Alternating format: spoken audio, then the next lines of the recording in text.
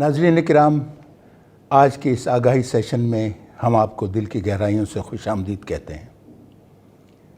آج کا اس سیشن کا موضوع ہے سوچنا۔ عنوان ہم نے یہ رکھا ہے کہ آئیے سوچیں۔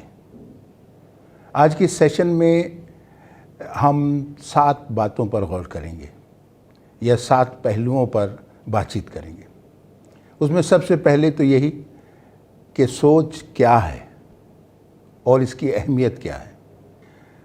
دوسرا پہلو جس پہ ہم غور کریں گے وہ یہ ہے کہ سوچ کی قسمیں کیا ہیں، یعنی دوسرے لفظوں میں ہمارے سوچنے کے انداز کون کون سے ہیں، اور اس سے ہمیں یہ مدد ملے گی کہ ہم اپنی سوچ کا جائزہ لے سکتے ہیں۔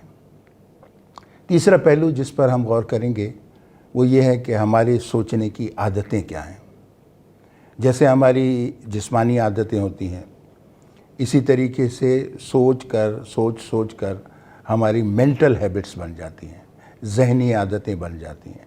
تو وہ عادتیں کون سی ہیں؟ اور یہ ایسی عادتیں ہوتی ہیں جن کے بارے میں ہمیں پتہ نہیں ہوتا، اور ہمیں اس کے بارے میں آگاہی ہونی چاہیے کہ وہ ایسی عادتیں ہیں جو ہم نے اپنائی ہوئی ہیں لیکن اس کے بارے میں ہمیں کچھ معلوم نہیں ہے۔ پھر ہم تھوڑی دیر اس بات پر بھی بات کریں گے کہ سوچ کو بہتر کرنے کے لیے ہم کو سوچ کا ایک ماحول بنانا پڑے گا۔ تو وہ سوچ کا ماحول کیسا ہے؟ سوچ کا ماحول کیا ہونا چاہیے؟ اس پہ بات چیت کریں گے، اور پھر ہماری گفتگو ہوگی سوچ کو بہتر کرنے کے اپروچ کیا ہیں، اور آخر میں ہم بات کریں گے سوچ کو بہتر کرنے کے طریقے۔ اب یہاں میں تھوڑی سی وضاحت کر دوں کہ اپروچ اور طریقے میں فرق ہے۔ طریقے کا مطلب وہ چھوٹے چھوٹے ٹپس جن کے ذریعے ہم اپنی سوچ کو بہتر کر سکتے ہیں۔ اپروچ کا مطلب وہ تھنکنگ، وہ پرسپیکٹیو جس سے ہماری سوچ خود بخود بہتر ہوگی، یا ہم سوچ کے بارے میں کیا سوچتے ہیں، تو یہ ہمارے اپروچ ہوں گے۔ جتنا زیادہ سوچ کے بارے میں ہمارا بہتر اپروچ ہوگا اتنے ہی زیادہ ہم اپنی سوچ کو بہتر کر سکیں گے۔ تو یہ 7 پہلو ہیں جن پر ہم غور کریں گے۔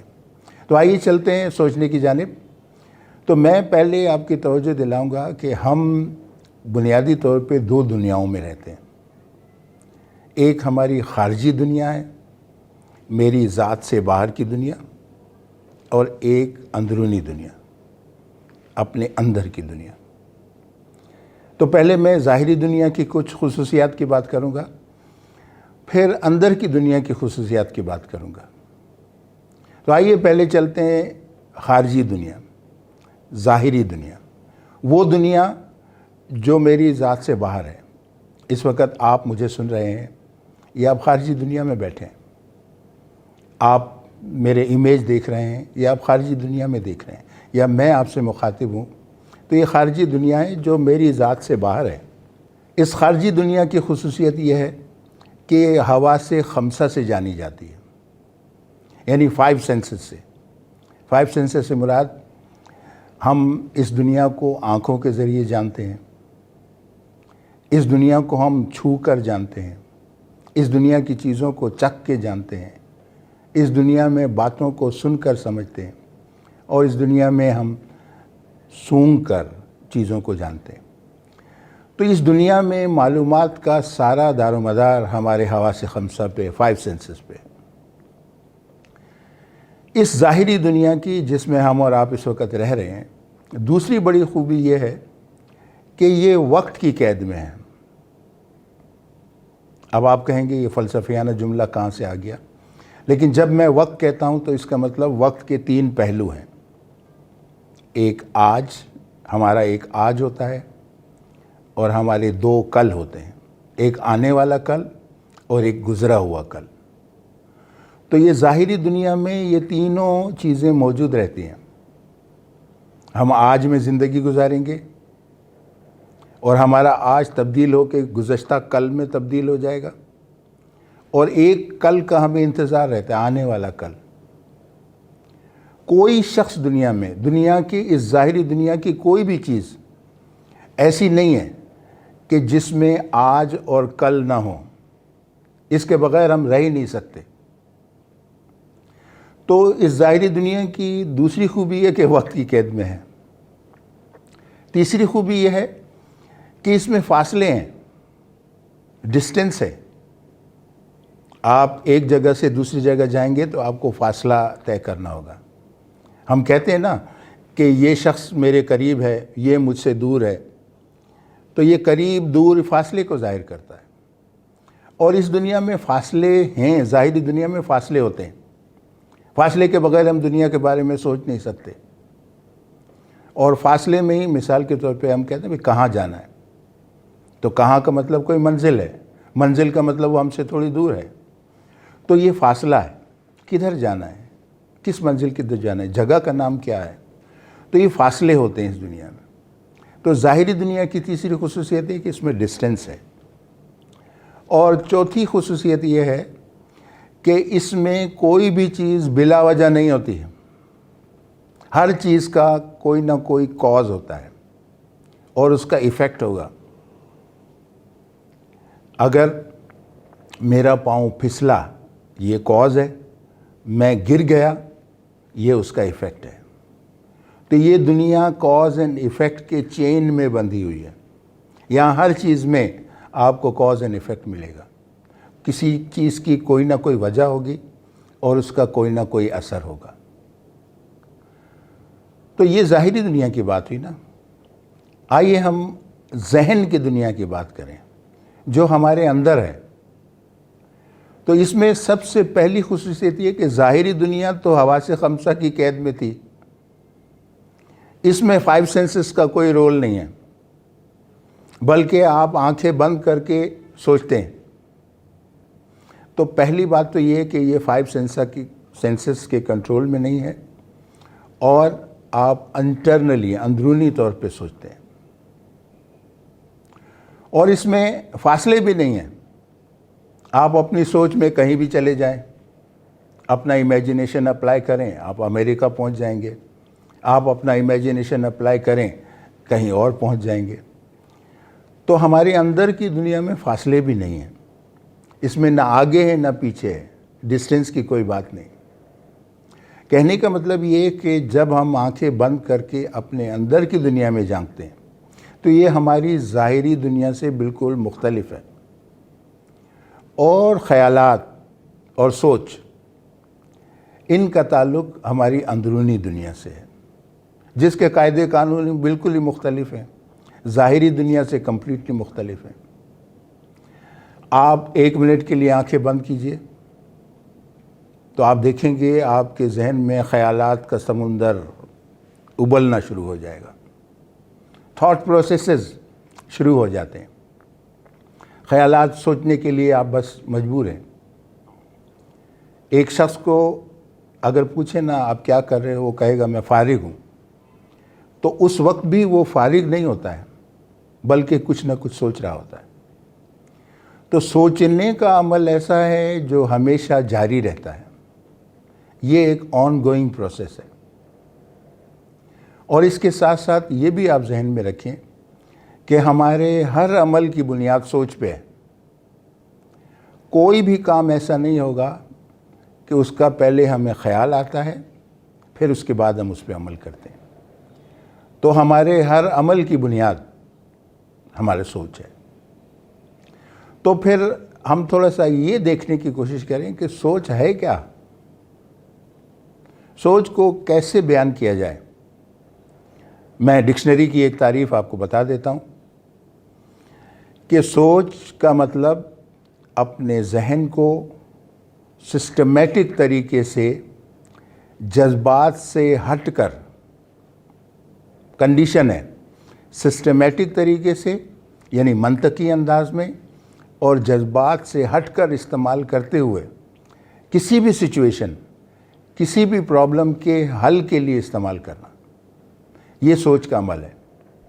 اس سوچ کے ذریعے ہم کچھ ایجادات کرتے ہیں یا کوئی آئیڈیا نکالتے ہیں یا اپنی کسی یاد کو تازہ کرتے ہیں.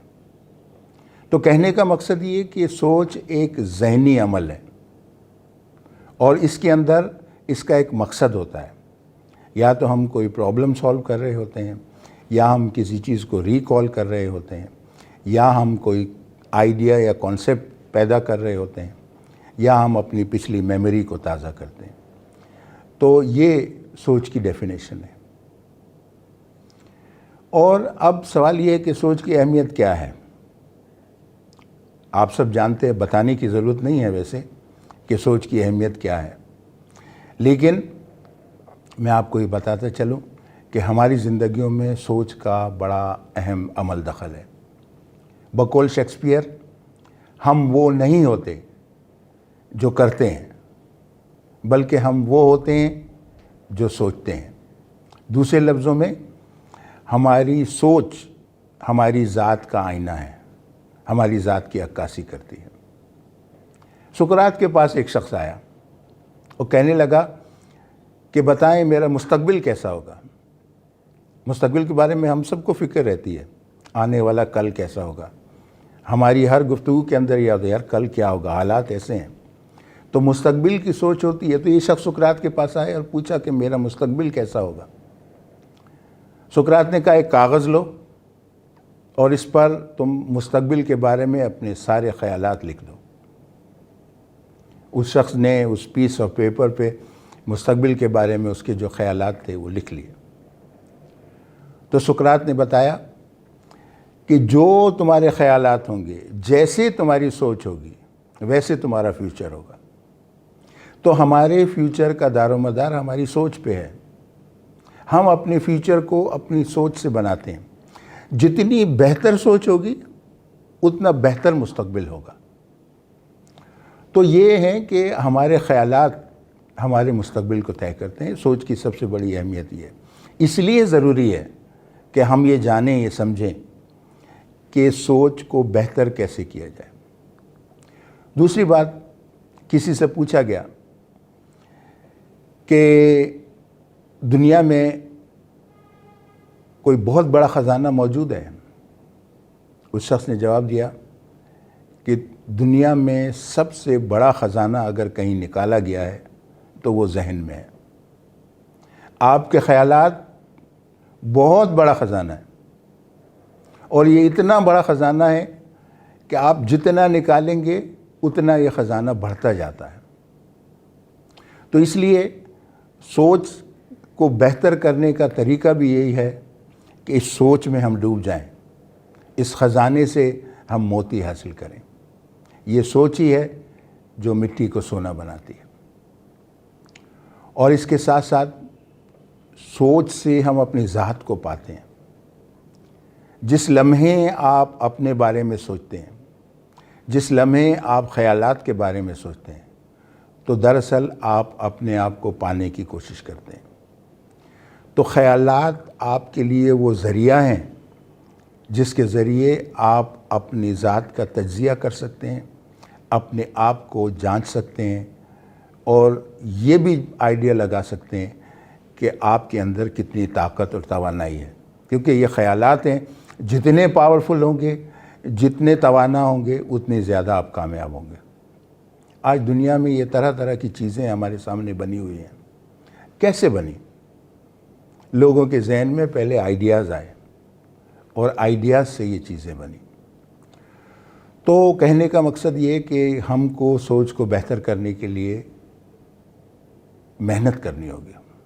ایسا نہیں ہے کہ ہر شخص پیدائشی اچھا سوچنے والا ہوتا ہے.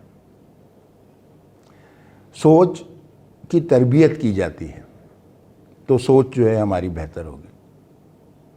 تو یہ تو میں نے بات کی کہ سوچ کی اہمیت کیا ہے.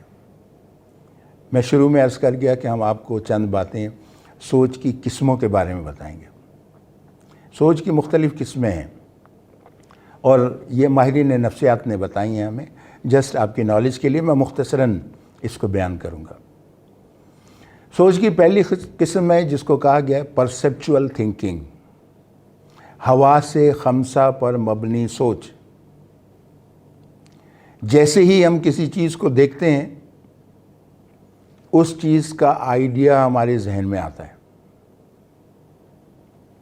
آپ اگر مجھے دیکھ رہے ہیں تو آپ حواس خمسہ کی مدد سے میرے بارے میں ایک آئیڈیا پیدا کر رہے ہیں. تو یہ سوچ یہ ہوتی ہے جب آپ پہلی دفعہ کسی چیز کو دیکھیں گے، اس سے متعلق ایک آئیڈیا آپ کے ذہن میں آئے گا. یہ پرسیپچول سوچ ہے جس کی بنیاد ظاہر میں ہوتی ہے. آپ اپنی ذات سے باہر کسی چیز کو دیکھتے ہیں اور اس کا آئیڈیا اپنے ذہن میں لیتے ہیں. پھر ایک ہوتی ہے جسے ہم کہتے ہیں کانسیپچول سوچ، تصوراتی سوچ. بہت سارے آئیڈیاز جب ہمارے ذہن میں بننا شروع ہوتے ہیں، بن جاتے ہیں، تو ان تمام آئیڈیاز کو ہم آپس میں ملاتے ہیں. تمام آئیڈیاز کو ملا کر ایک بڑا کانسیپٹ بنتا ہے. تو یہ ہماری سوچ کہلاتی ہے کانسیپچول سوچ، جس میں پیور آئیڈیاز کے ساتھ ہم کھیلتے ہیں اور غور کرنے کی کوشش کرتے ہیں. پھر تیسری قسم کی سوچ ہے جو غور و فکر کی سوچ ہے، جس میں ہم کسی مسئلے کے ڈیپتھ میں جاتے ہیں، اس کو اینالائز کرتے ہیں کہ یہ مسئلہ ہے تو اس کے وجوہات کیا ہیں، ایسا کیوں ہوا، اس کے حل کیا ہیں. ہم کمپلیٹ انالیسس کرتے ہیں اور ڈیپ ڈاؤن جاتے ہیں. جتنا زیادہ ڈیپ ڈاؤن جائیں گے اتنے ہمارا غور و فکر گہرا ہوگا. تو یہ ایک ریفلیکٹیو تھنکنگ ہے، غور و فکر والی تھنکنگ. سوچ کی ایک اور قسم ہے جسے کریٹیو تھنکنگ کہا جاتا ہے، تخلیقی سوچ. تخلیقی سوچ وہ ہوتی ہے جو شعراء کرتے ہیں. پوئٹری یہ تخلیقی سوچ ہے. کہانی یہ تخلیقی سوچ ہے. افسانہ یہ تخلیقی سوچ ہے، جس میں آپ اپنے مائنڈ سے ایک نئی چیز کو پروڈیوس کرتے ہیں. وہ کریٹیو تھنکنگ ہے. اور ایک سوچ ہے جس کو نام میں نے رکھا ہے شیخ چلی کی سوچ. یہ امیجینیشن کی سوچ ہوتی ہے. کبھی کبھی ہم اس میں کھو جاتے ہیں. ہمارے پاس پیسے نہیں ہیں، پھر ہم سوچتے ہیں میں یہ کروں گا، پھر میرے پاس پیسے آئیں گے، میں پیسوں سے گھر بناؤں گا، گھر سے یہ کروں گا، پھر یہ ہوگا وہ ہوگا. یہ ساری جو سوچ ہے نا شیخ چلی سوچ ہے. ہم ایسے خیالی پلاؤ بناتے ہیں، امیجینیشن میں دوڑتے ہیں. اور یہ شیخ چلی سوچ جو ہے ہمیں ہماری ناتمام آرزوؤں کو پورا کرنے میں ہمیں بڑی مدد کرتی ہے. خیالی پلاؤ سبھی بناتے ہیں اور بنانا بھی چاہیے، اور لیکن اس کے ساتھ ساتھ ہم کو خیالی پلاؤ کے ساتھ یہ بھی ذہن میں رکھنا ہوگا کہ ہم کو عملی دنیا میں بھی قدم رکھنے ہیں.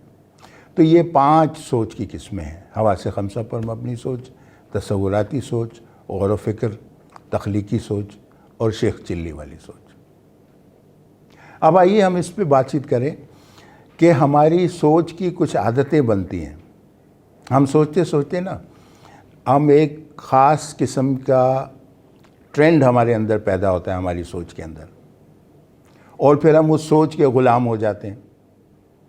اور جب بھی کوئی کام کریں گے تو ہمیں پتہ نہیں ہوگا، لیکن وہ چیزیں ہمارے ذہن میں آنا شروع ہو جائیں گے. اس میں ایک میں جملوں سے بتاؤں گا کہ وہ سوچ کی نوعیت کیا ہے. مثال کے طور پر ایک سوچ ہماری متاثر ہوتی ہے اس تھنکنگ سے کہ لوگ کیا کہیں گے. ہم لوگوں کی باتوں سے متاثر ہوتے ہیں، اور لوگوں کا فیئر آف پیپل ہماری سوچ میں رچ اور بس جاتا ہے. تو کوئی نیا کام کریں گے تو خیال آئے گا لوگ کیا کہیں گے. کوئی نیا ڈریس پہنیں گے تو پھر خیال آتا ہے لوگ کیا کہیں گے. تو یہ لوگوں کا فیئر ہماری ایک ایسی عادت بن جاتا ہے جو ہمیں عمل کے لیے روکتا ہے. تو لوگ کیا کہیں گے والی سوچ جو ہے یہ ایک مینٹل ہیبٹ ہے، ایک مینٹل رویہ ہے جو ہمارے اندر پیدا ہوتا ہے. ایک اور مینٹل رویہ یا ذہنی رویہ پیدا ہوتا ہے جس کو میں ایک جملے میں اگر بیان کرنا چاہوں تو یوں کہوں گا کہ ان لوگوں کو کچھ نہیں معلوم، یہ سب جاہل ہیں، صرف میں دانا ہوں، مجھے سب کچھ آتا ہے. ایسی سوچ رکھنے والا شخص یا جو اس طرح سوچ کا عادی ہوگا وہ اپنے علاوہ کسی کو سامنے تصور ہی نہیں کرے گا. وہ سمجھے گا کہ جو میں کہہ رہا ہوں وہ درست ہے اور جو دوسرے کہہ رہے ہیں وہ سارے کا سارا غلط ہے.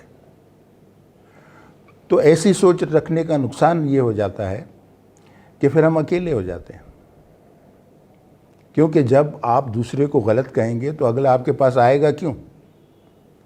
تو اس لیے یہ رویہ کہ مجھے سب کچھ آتا ہے، لوگوں کو کچھ نہیں معلوم، یہ بھی سوچ کا، مائنڈ کی ایک ہیبٹ ہے جو ہمارے اندر پیدا ہو جاتی ہے۔ اسی سے پھر احساس برتری جنم لیتا ہے۔ پھر ایک سوچ کی عادت یہ بھی ہے، یہ سب میرے ساتھ کیوں ہوتا ہے؟ وہ دیکھو تو ہنسی خوشی رہ رہا ہے، اس کے پاس خوشحالی ہے، ہر دفعہ یہ چیز میرے ساتھ کیوں ہو رہی ہے؟ جس میں ہم یہ سمجھتے ہیں کہ ہماری جو موجودہ سچویشن ہے اس کا دار و مدار ہمارے حالات ہیں، ہم نہیں ہیں۔ اس کی ذمہ داری ہم دوسروں پہ دیتے ہیں کہ میرے ساتھ ہو رہا ہے، یہ سب کچھ میرے ساتھ کیوں ہو رہا ہے؟ ایسا شخص یہ سوچتا ہے کہ جو کچھ میرے ساتھ ہو رہا ہے وہ بڑا نیگیٹو ہے، مجھ پہ بڑا ظلم ہو رہا ہے۔ تو یہ اپریسڈ اپروچ ہے، مظلوم کی اپروچ ہے، مظلومانہ سوچ ہے کہ جس میں آدمی اپنے آپ کو مظلوم سمجھتا ہے۔ اور جب انسان اپنے آپ کو مظلوم سمجھے تو پھر اس میں نہ کریٹیوٹی آتی ہے، نہ آگے بڑھنے کا جذبہ پیدا ہوتا ہے، کیونکہ وہ سمجھتا ہے کہ حالات ہی میرے خلاف ہیں، میں آگے کیسے جاؤں۔ پھر ایک سوچ ہوتی ہے جس کو میں نے نام دیا کل کیا ہوگا۔ لوگوں کو کل کی بڑی فکر ہوتی ہے۔ میرے ایک بہت گہرے دوست ہیں، جب کبھی مجھ سے ملیں گے پہلے تو حالات کا ذکر کریں گے، دیکھو ملک میں یہ ہو رہا ہے، فلانی جگہ یہ ہو رہا ہے، دنیا میں یہ ہو رہے ہیں، بارشیں ہیں، تباہیاں ہیں، زلزلے ہیں، یہ ساری چیزیں۔ ہوگا کیا کل؟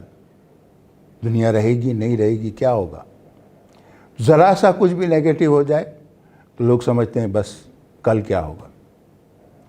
میرے ایک دوست تھے جو اسی عادت کے شکار ہیں، ان کو بھی ہمیشہ کل کی فکر رہتی ہے۔ ایک دفعہ ایک محفل میں ایسی بات چیت ہو رہی تھی، سمندری طوفان کا ذکر آیا کہ بھئی یہ آنے والا ہے، تو اس پر بھی ان کو فکر ہو گئی کہ پھر کیا ہوگا، کل کیا ہوگا، ہمارے شہر کا کیا ہوگا، لوگ کیوں اتنے پریشان نہیں ہوتے۔ اب وہ باہر جا کے دیکھتے ہیں ہوٹلوں میں رش ہے، سب کچھ ہے، ان کو کوئی فکر نہیں ہے، اور یہ میرے دوست پریشان ہیں کہ بھئی سمندری طوفان ہے، اب کیا ہوگا، کیسے جئیں گے، وغیرہ وغیرہ۔ تو کچھ لوگ اس سوچ میں پھنس جاتے ہیں۔ تو یہ بھی مینٹل ہیبٹ ہے کہ ہم کوئی بھی کام کریں گے تو ہمیں کل کی فکر ہو جائے گی، کل کیا ہوگا، اچھا ہوگا یا نہیں ہوگا۔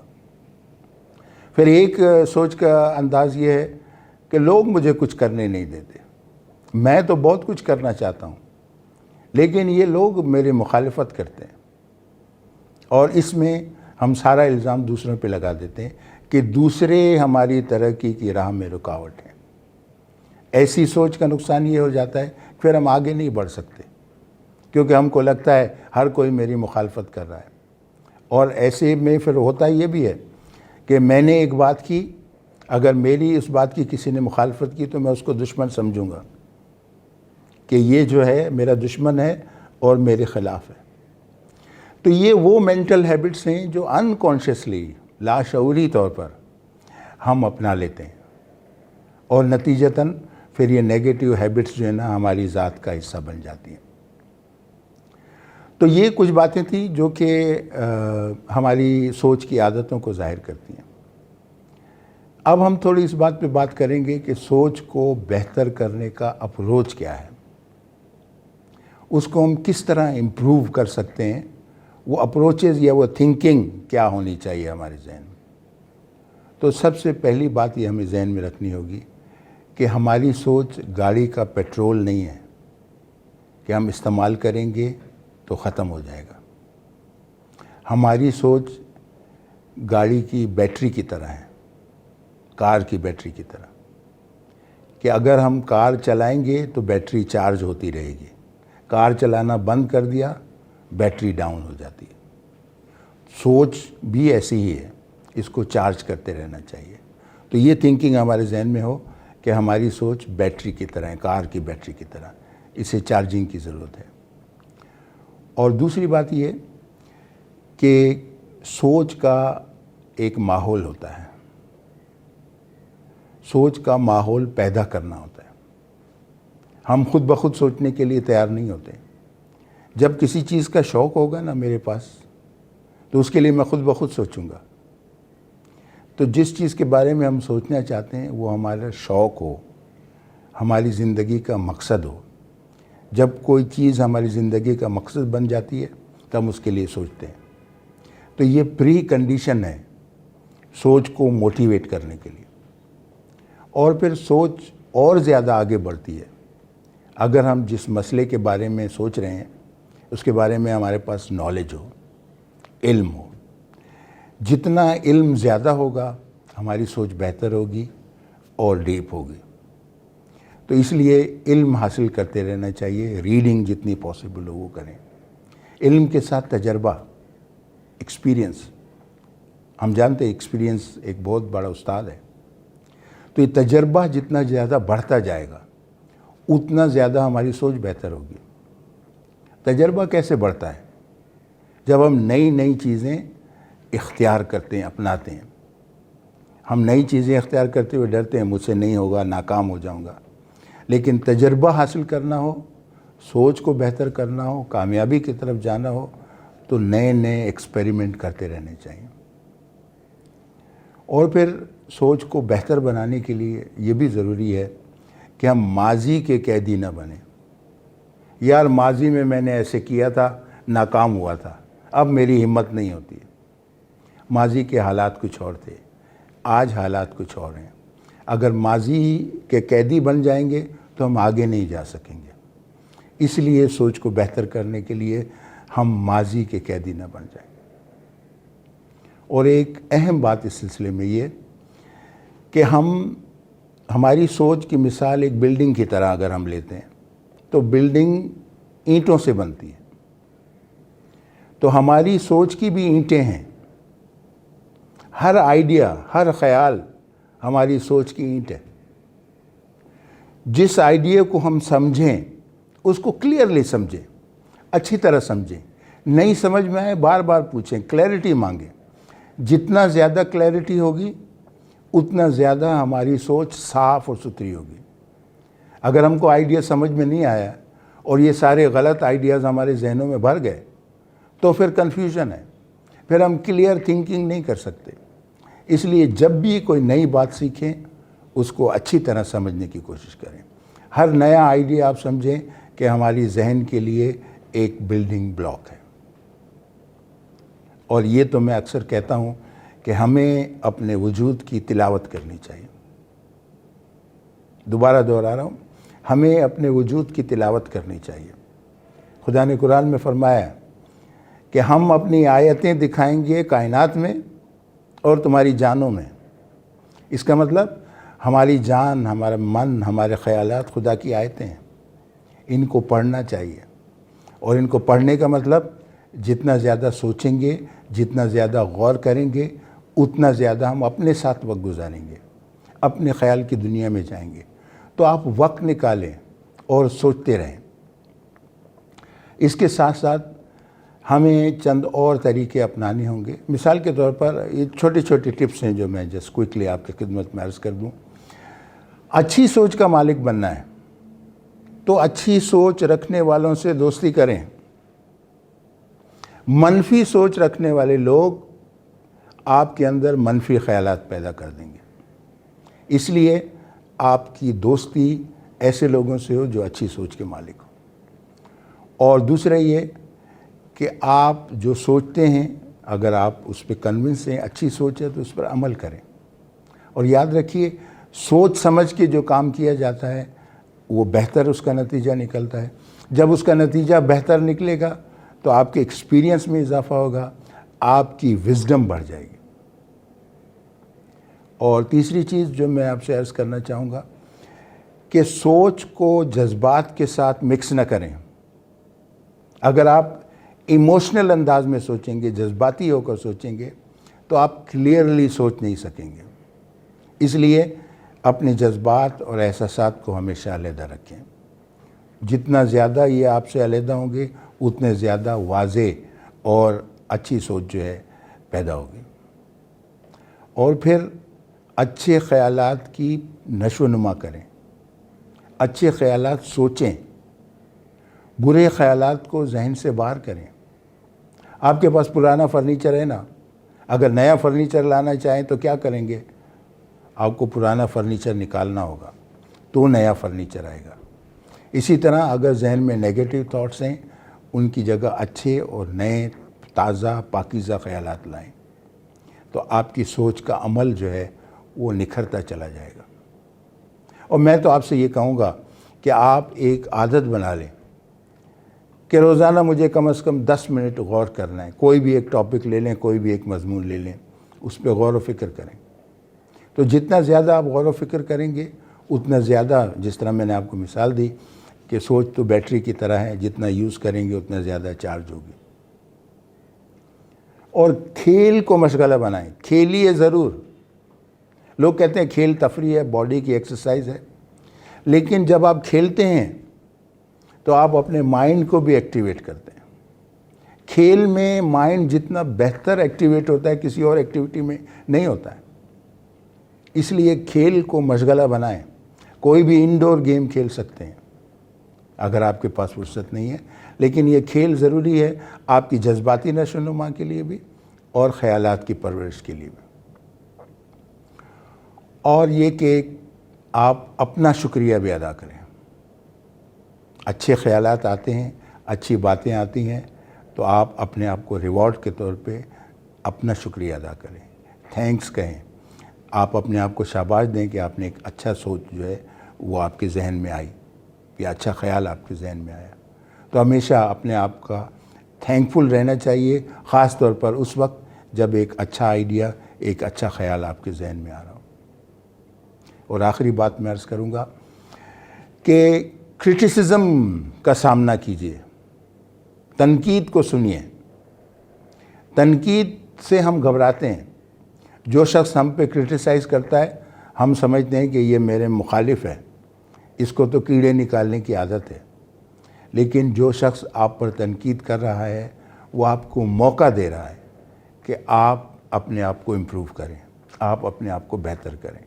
تو ہمیں ایک اوپننس کے ساتھ، ایک ذہنی آمادگی کے ساتھ تنقید کو سننا ہے، خوش دلی کے ساتھ سنیں، اور جو تنقید کر رہا ہے، جو آئیڈیا آپ کو دے رہا ہے، اس کا آپ شکریہ ادا کریں کہ آپ کو ایک دوسرا زاویہ دے رہا ہے چیزوں کو دیکھنے کے لیے۔ تو ناظرین کرام، یہ چند باتیں تھیں جو سوچ کے متعلق ہم آپ سے عرض کرنا چاہتے تھے۔ گزارش صرف اتنی یہی ہے کہ سوچ وہ عمل ہے جس سے آپ اپنے من کی دنیا میں داخل ہو سکتے ہیں۔ یہ سوچ آپ کے اعمال کی بنیاد ہے۔ آپ کو بہتر سوچ کے لیے اس سوچ کو زیادہ استعمال کرنا ہوگا۔ تو مجھے امید ہے کہ ہم اپنے اس مشن کو آگے جاری رکھیں گے، اور میں اپنے عنوان کو دوبارہ ریپیٹ کرتے ہوئے آپ سے اجازت چاہوں گا کہ آئیے ہم سب مل کر سوچتے ہیں۔